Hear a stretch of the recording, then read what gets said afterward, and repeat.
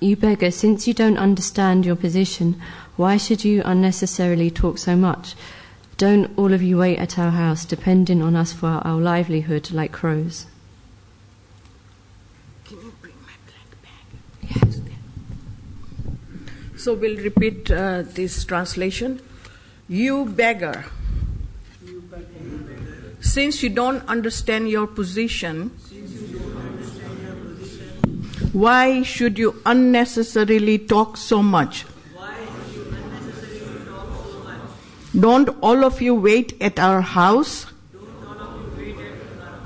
depending on us for your livelihood like crows? Purport by Srila Prabhupada. Crows have no independent life. They fully depend on the remnants of foodstuffs thrown by householders into the garbage tank. Therefore, because a Brahman depends on his disciples, when Samhita was heavily rebuked by Devyani, she charged Devyani with belonging to a family of crow-like beggars. It is the nature of women to fight verbally at even a slight provocation. As we see from this incident, this has been their nature for a long, long time. Om Jnana Timrandasya Jnananjana Salakaya Chakshul Alminitam Yena Tasmai Shri Guruve Namaha Shri Chaitanya Manovistam Stapitam Yena Bhutale Swayam Rupa Kadamayam Dadanti Swapadantikam Vanchakalpatarupascha Kripa Sindhuvaeva cha Patitanam Pavanebhyo Vaishnavebhyo Namo Namaha Shri Krishna Chaitanya Prabhu Nityananda Shri Advaita Gadadhara Shivasadi Gaura Bhaktavinda Hare Krishna Krishna Krishna Hare Hare Hare Rama, Rama Rama, Hare Hare. Namo Vishnupadaya Krishnapastaya Bhutale Srimate Satsvarup Das Goswami Iti Namine. Namo Vishnupadaya Krishnapastaya Bhutale Srimate Bhaktivedanta Swami Iti Namine. Namaste Saraswati Deve Gaurvani Pracharine Nirvisesa Sunyavadi Paschata Desatarine. Paschata desatarine.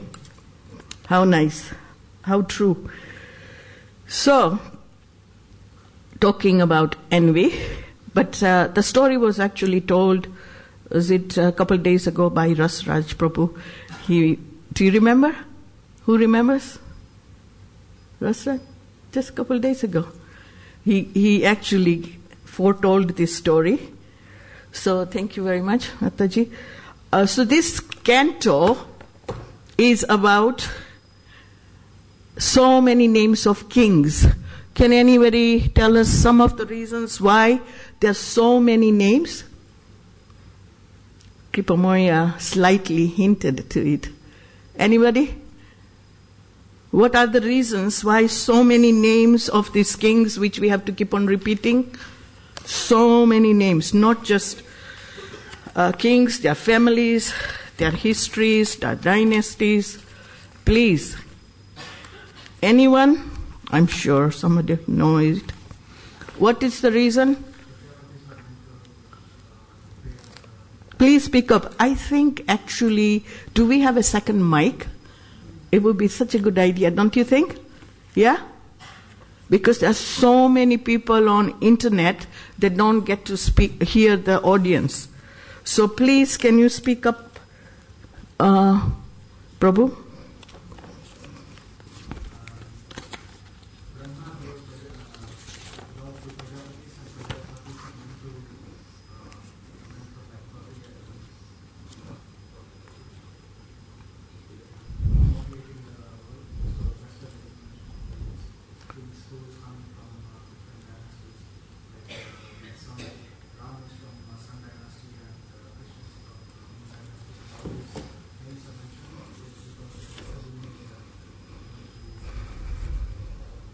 So in short, what Prabhu is saying here is that Prajapatis are supposed to propagate the universe. So that's why their names of these kings are mentioned. And there are two main ones. One is from the Sun dynasty, another one is from the Moon dynasty. So that's a good answer. Another one? Anyone else? It's simple. What is ninth canto? What does it imply? Sorry? Liberation. It's about liberation. And what is the Sanskrit for liberation? Mukti. So we are approaching the stage for mukti in this canto. Right? First there was creation, then there is also a maintenance, then destruction, and now we're coming to the stage of liberation. And who gives liberation? Mukunda. So we are approaching the 10th canto. So this is why the names of these kings are mentioned, because I have a present for you today. Do you want to share this, please? Because these are the names of the dynasties of all the kings. It's actually Krishna's family tree, because we are actually approaching the birth of Lord Krishna in the 10th canto. This is why it's very important that the names of all these kings are mentioned. So these are actually the family tree, and you can take a pen and mark them, where we just read about Yayati, and then his son is Yadu, and then gradually if you come down, we'll see here Vasudev, and then Krishna himself personally born. So this is the reason of the names, and we should understand that these are no ordinary people. They are great kings, even if they are exhibiting lust, anger, greed, and envy. So you can keep them extra if you want. So hope you can memorize that someday. Anyway, so point is, today's verse is about envy. So we are in this material world because of envy. So the original envy. In fact, I would like if somebody can help me find the exact reference, but I found one from this one in Atmarama verse from Madhya Lila 24, verse number 202. It's in the purport. It is here mentioned that every living entity is Atmarama, means self-realized by nature, temporarily covered by the influence of Maya. The living entity serves his senses, which are represented as Kam, Krodh, Lobh, Moh, Mad, and Mascharya, which is lust, anger, greed, illusion, madness, and envy. In the material condition, all living entities are engaged in sense gratification. But the only way of getting out is through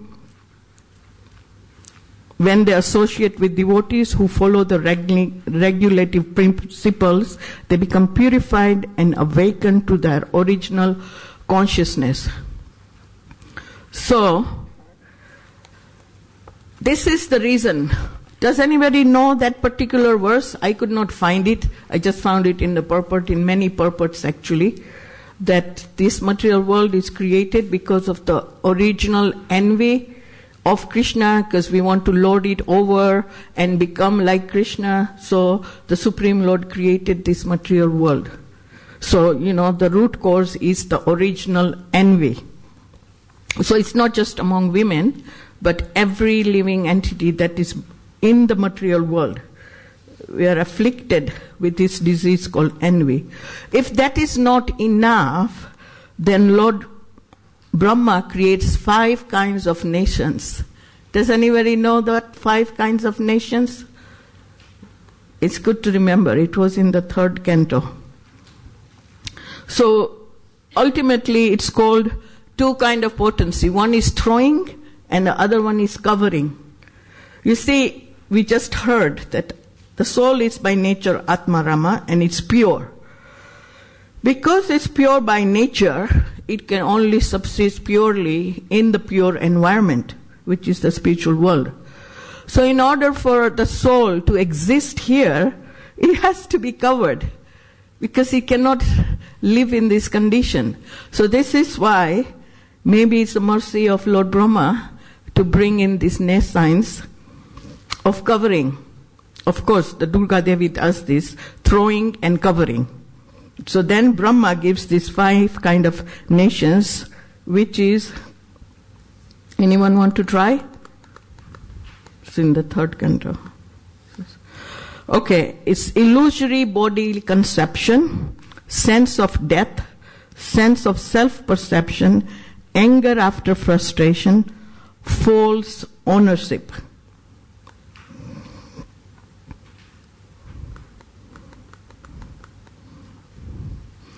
Before, this is 3:12, number 2. Before the factual creation, this is the purport, of the living entities in different varieties of species, the condition under which a living being in the material world has to live were created by Brahma.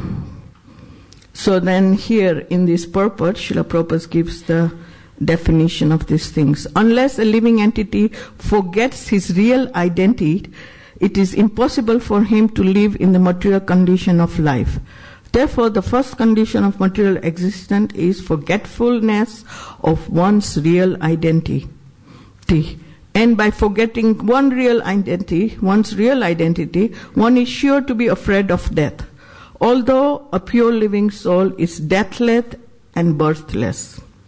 This false identification with material nature is the cause of false ownership of things which are offered by the arrangement of superior control. But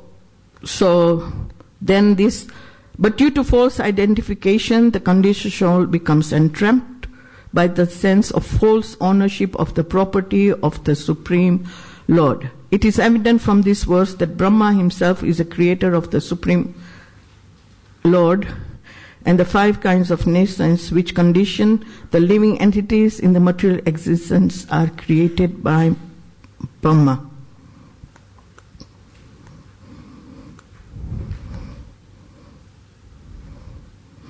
Now, I also found some other references. We know that everything in the spiritual world is personified, but in the material world we are forgetting. That's why we lord it over here. But if we really come to our true nature, then we will start seeing everything in a personified form. One example of personified form is in the 1st canto, in the very beginning, which is the sin personified. Right? Papa Purusa, he comes at the time of, like Maharaj Pariksit sees him. But in the 4th canto, it actually gives the creation of all these negative qualities. So they are all in the form of personified. Anybody know about those things? Yes?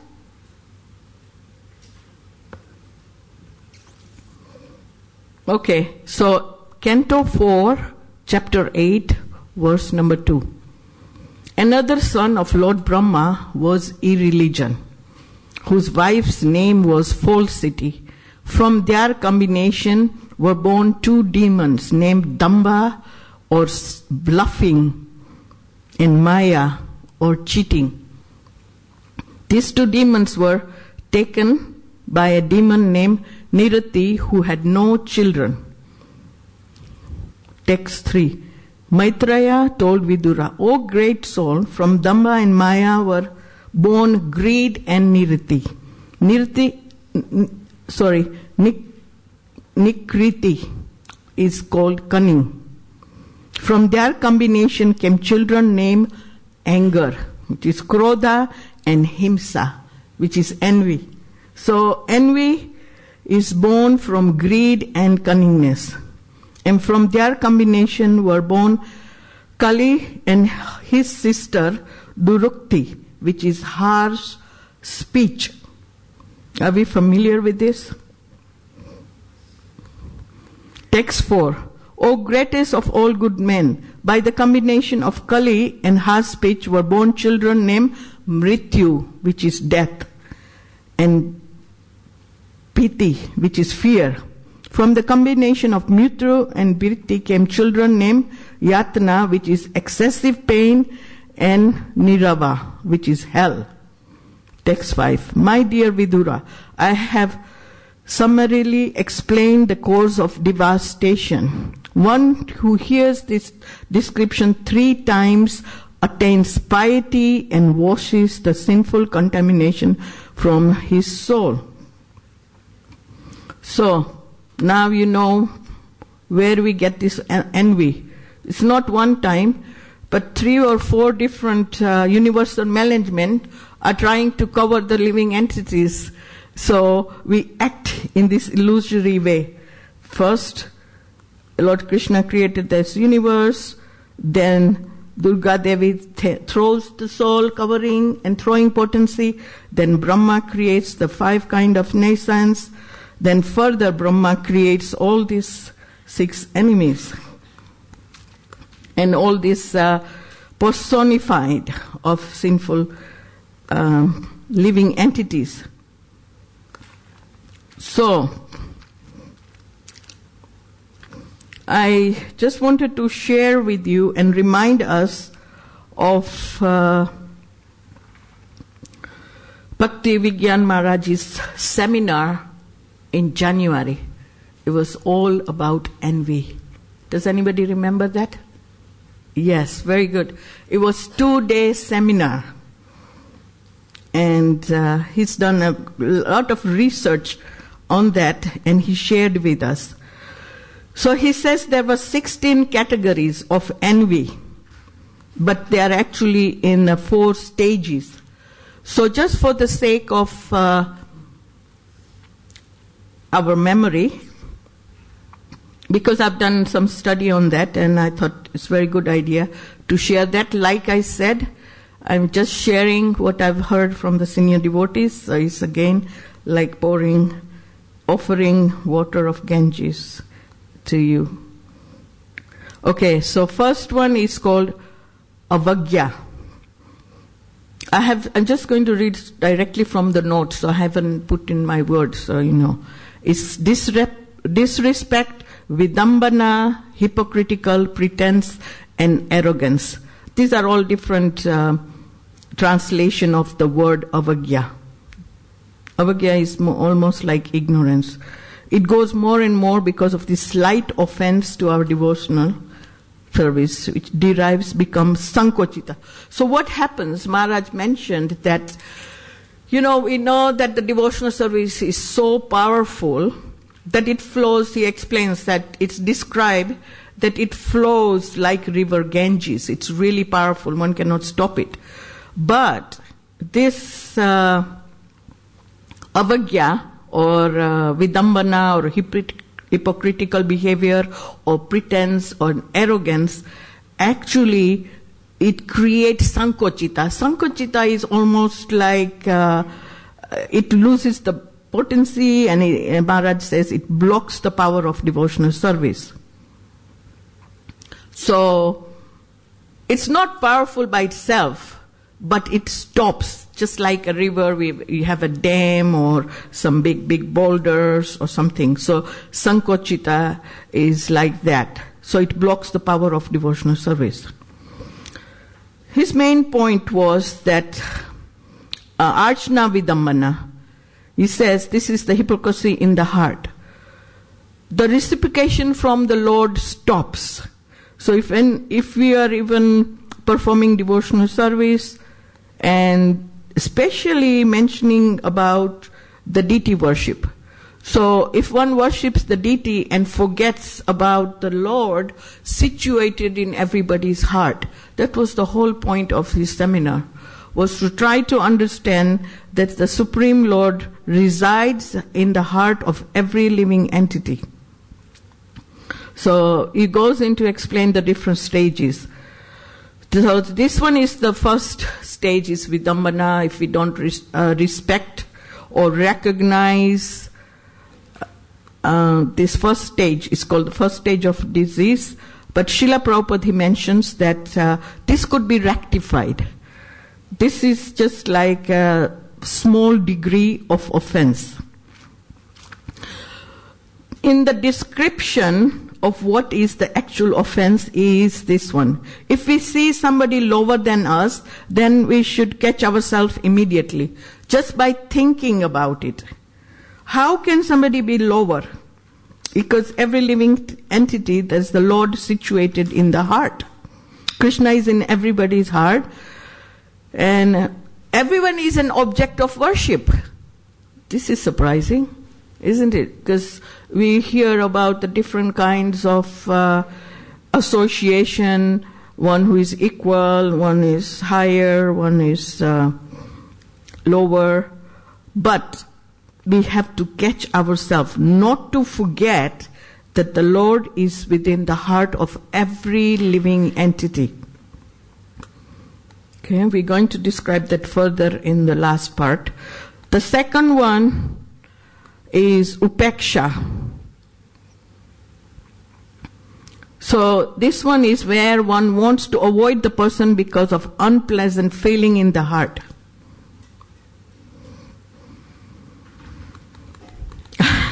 It's explained that one worships the deity but disrespects the living entity, or he doesn't have a good feeling about it, hitva. He wants to avoid the person.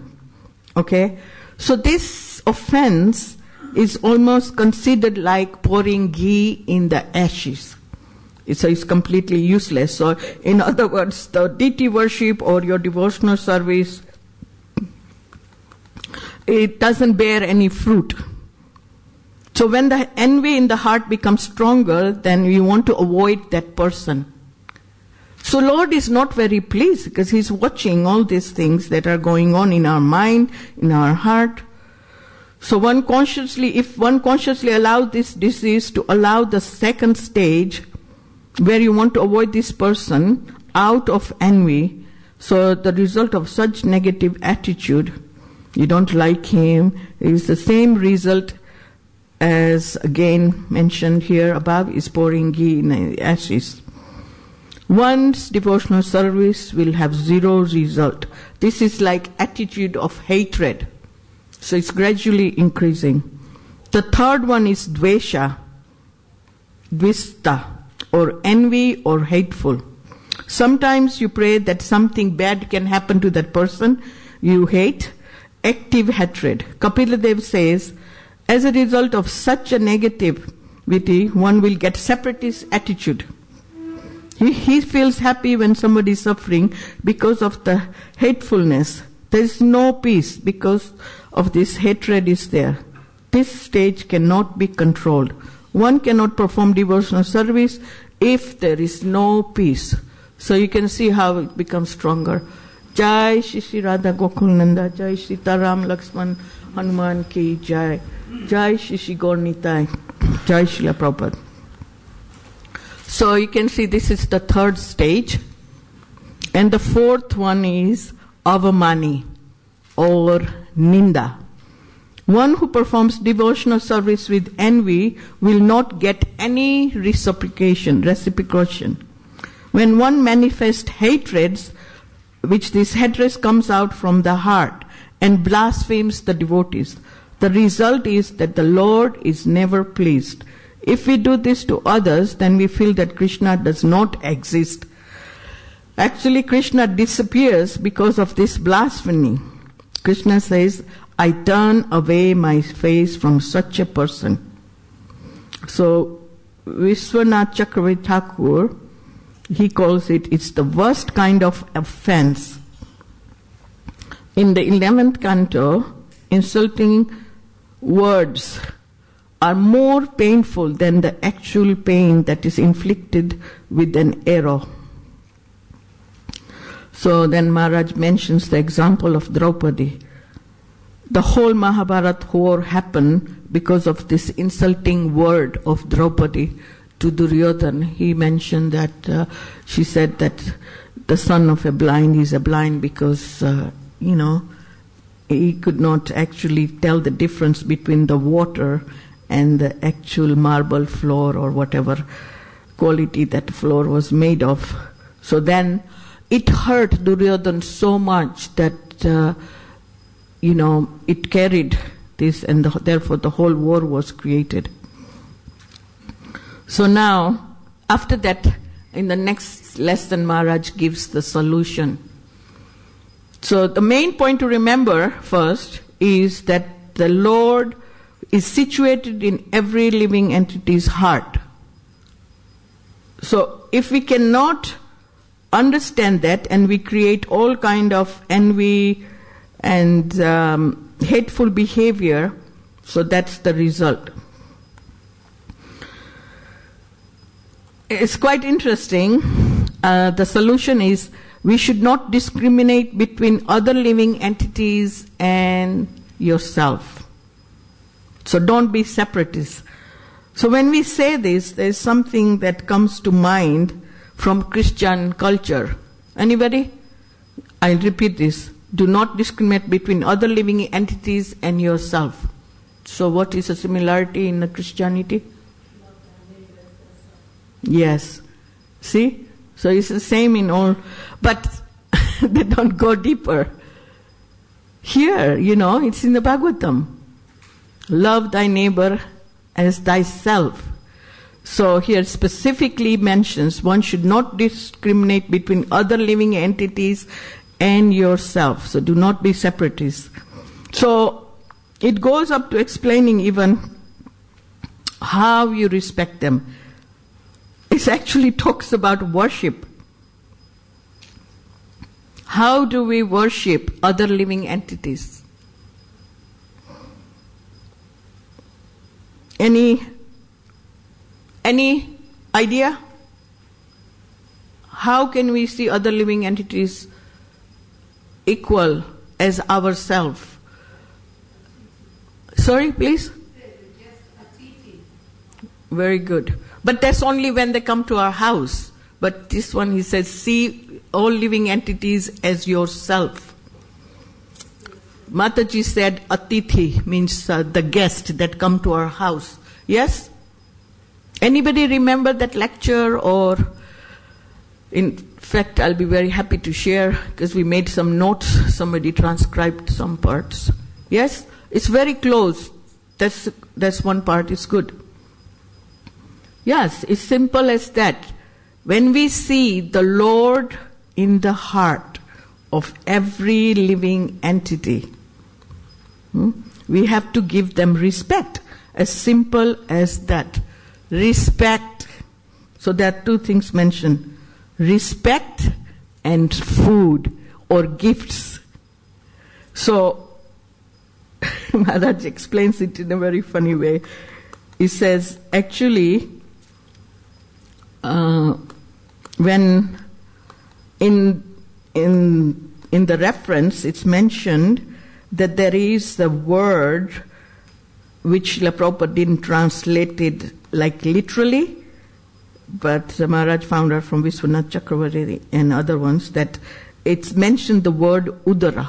Udara means stomach.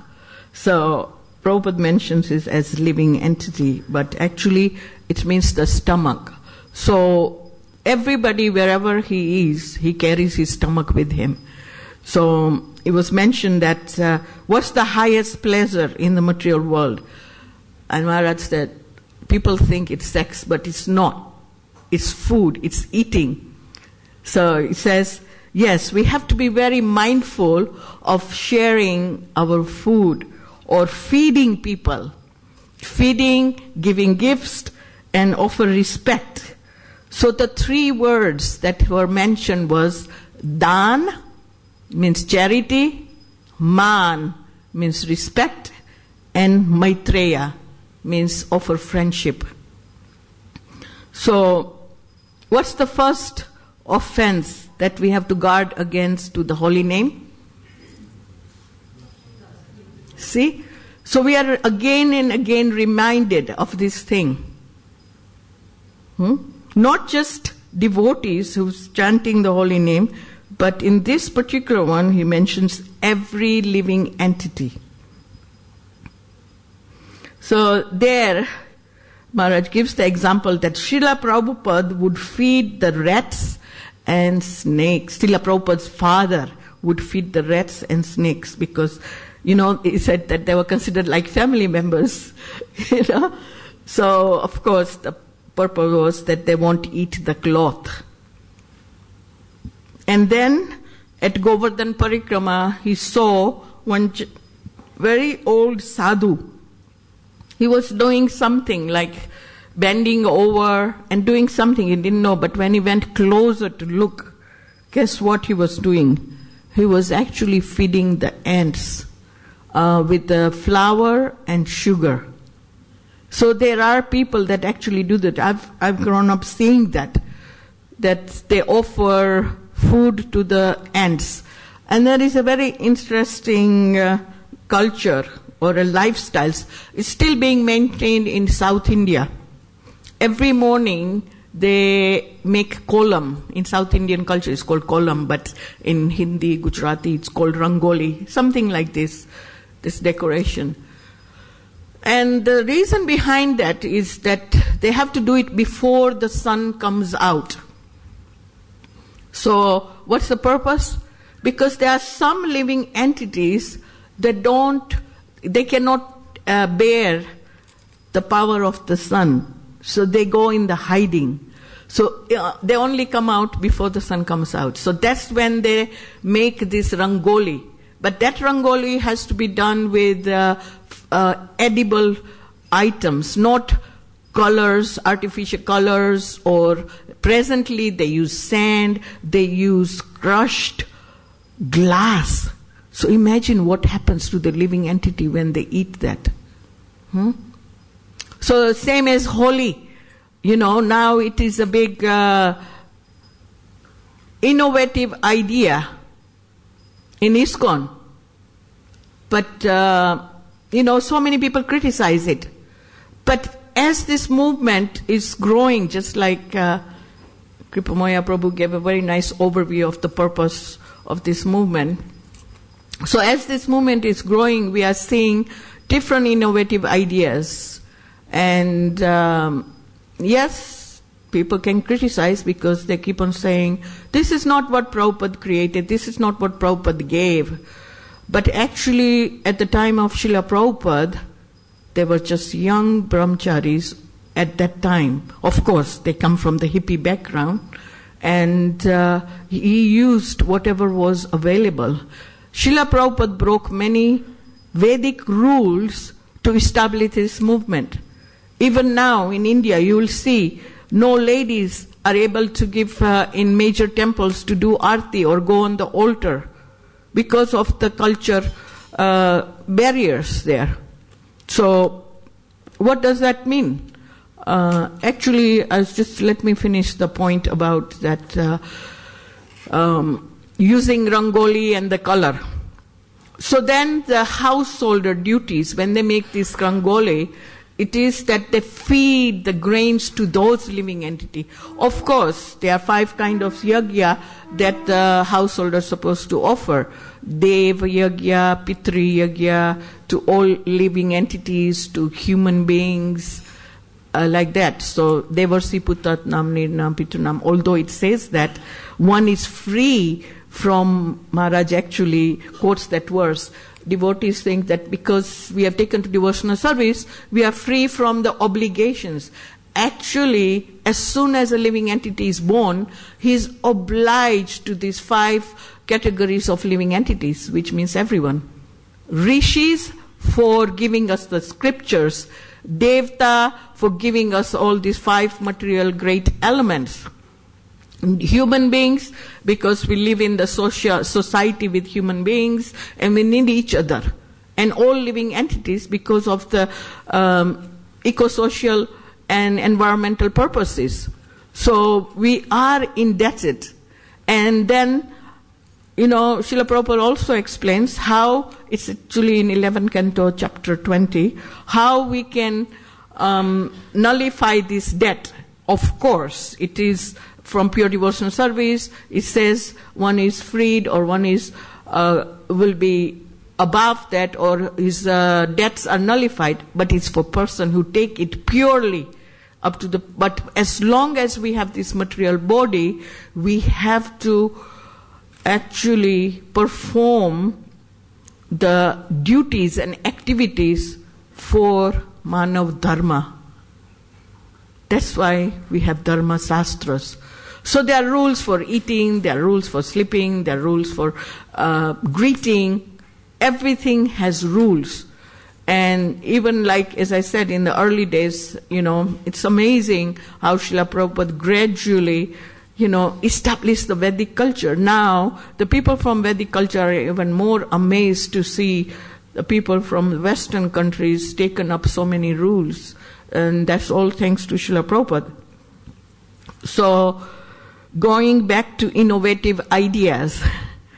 So, like I was saying, so there were people from the hippie background, they dedicated their lives, they worked so hard, and they were actually almost at the transcendental platform because they're doing whatever was necessary. It's not that, my abilities, I'll do this and I can't do that. So we have Jayananda Prabhu who was driving taxi, doing accounts, cleaning, and then also preaching. So we have the examples. So as a Vaishnava, we can perform any service.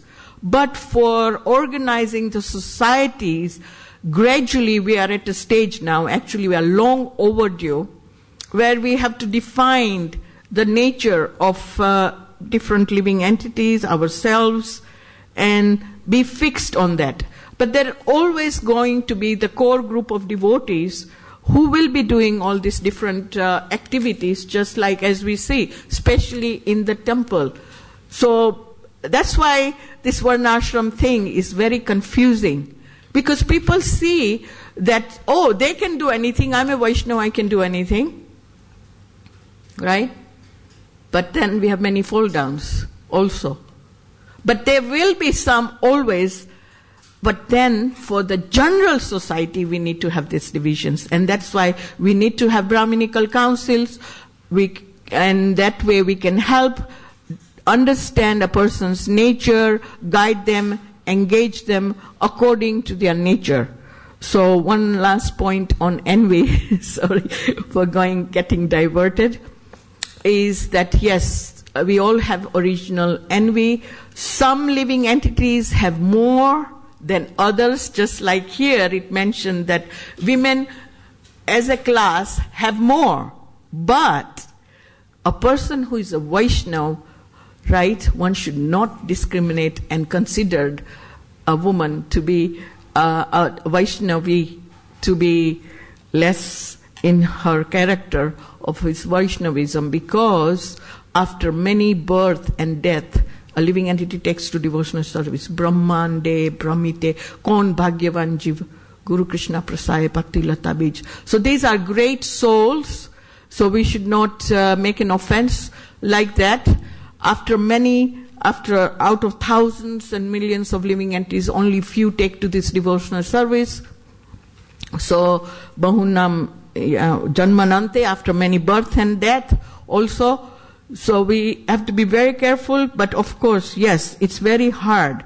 One slight point I need to mention is, out of all these 6 negative qualities, women may be attributed for this envy, but men have it even worse. I'm sorry to say that. What is the trouble with the men's body? Anyone? Women, you can say that, please. Yes? It's worst. Out of these 6 qualities, which is the most difficult for men? Thank you. So, yes, this is why we need Varnashram, so we can have this rule for protection for this men's negative quality. We cover the head because the women are so powerful. Just simply by the raise of an eyebrow, he can make a great scent fall down. Right? So we know that the women are very powerful because they give birth to powerful men. Actually, I was just in Munich. We had a veggie expo for 8,000 Germans came to this veggie expo. And I was fortunate to be able to give live cooking demo and teach them karma-free cooking classes. So we had the association of Prithu Prabhu, and he says, the real women liberation, if you want to see, you should see the women of Rajput. Please don't laugh. They said, sit, eat. I'm just joking, can laugh. Yes, he says, these women are so powerful that any man, when they ask them, they will actually have to follow. So those are, he said, that is real liberation. But personally, I think the real women's liberator is His Divine Grace, Srila Prabhupada.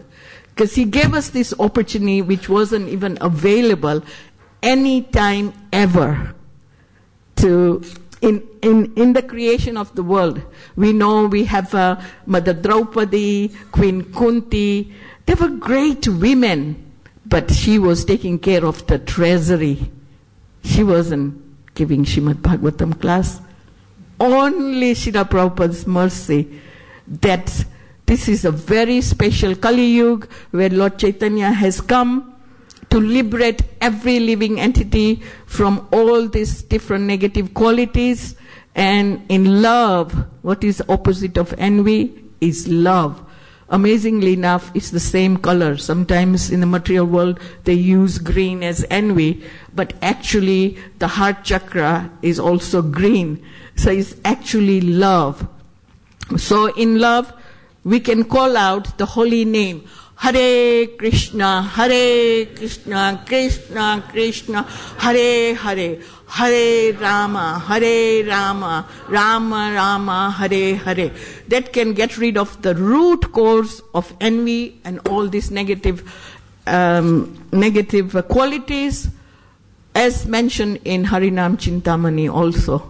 So thank you very much.